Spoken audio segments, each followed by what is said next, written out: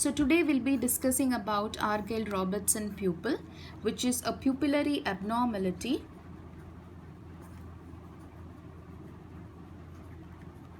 in neurosyphilis.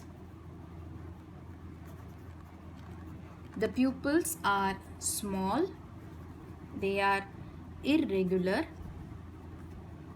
they respond to accommodation reflex but do not respond to light reflex, either direct or consensual.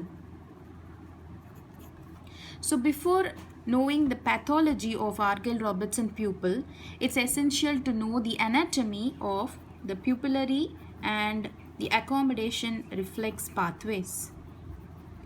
Once light is shown into the eye, the afferent fibers begin from the ganglionic cell layer of retina,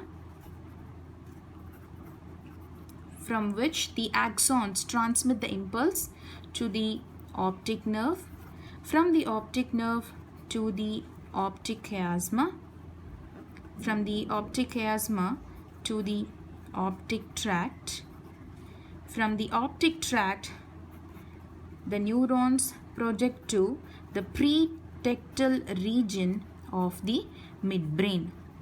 The pretectal region of the midbrain is present rostral to the superior colliculus. From the pretectal region of the midbrain, the neurons project bilaterally to Edinger-Westphal nucleus. The Edinger-Westphal nucleus is a parasympathetic ganglion and it consists of dorsal, ventral and a caudal part. To be more specific, in the pupillary reflex pathway, the afferent fibers from the pretectal region synapses with the dorsal aspect of the Edinger-Westphal nucleus. From the Edinger-Westphal nucleus, preganglionic fibers arise and synapse with the ciliary ganglion through the oculomotor nerve. The oculomotor nerve is the third cranial nerve. The ciliary ganglion is also a parasympathetic ganglion which is present peripherally near the apex of the orbit. The postganglionic fibers from the ciliary ganglion pass via the short ciliary nerves and supply the sphincter pupillae muscle. The sphincter pupillae muscle or the constrictor pupillae muscle is present in the iris that causes the pupillary constriction. On the other hand, accommodation reflex follows this pathway. The afferent fibers pass from the ganglionic cell layer of retina to the optic nerve, from the optic nerve to the optic chiasma to the optic tract to the lateral geniculate body or the nucleus in the thalamus, from the lateral geniculate body to the visual cortex. The visual cortex is present in the occipital lobe. From the visual cortex, the information passes to the visual association cortex. So this is the primary visual cortex. This is the visual association cortex. The association cortex of the visual area is also present in the occipital lobe. From the visual association cortex, information passes to the supraoculomotor nucleus via the internal capsule of the corona radiata and crus cerebri of the midbrain. The supraoculomotor nucleus is present just superior to the oculomotor nucleus in the midbrain, inferior to the periaqueductal gray.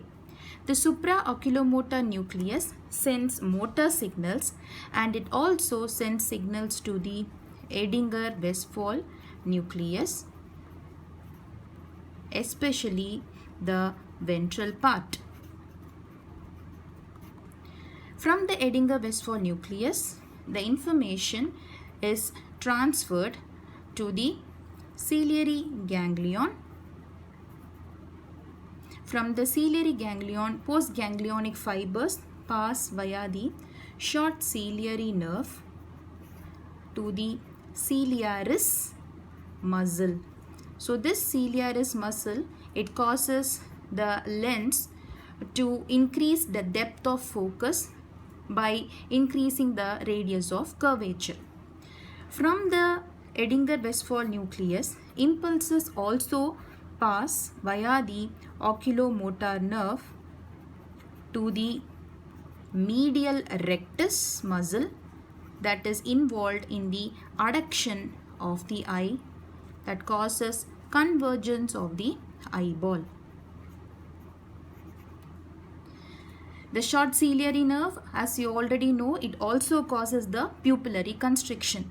So, constriction of pupil and increase of the curvature of the lens and also convergence of eyeballs are the three important features in the accommodation of the eyes when the eye tries to focus any object which is near to it. Now, in case of Argyll-Robertson pupil, the pupils respond only to the accommodation reflex and not to the light reflex. Research studies have shown that the neurosyphilis affects the neurons, especially in the dorsal group of the Edinger-Westphal nucleus, and the ventral group of neurons are spared. Because the dorsal group of neurons are primarily involved in the pupillary reflex pathway, if there is any destruction of neurons or abnormality or degeneration of neurons in this area, this will affect the pupillary reflex pathway. Since the ventral group of neurons are spared, the accommodation reflex takes place in a smooth way.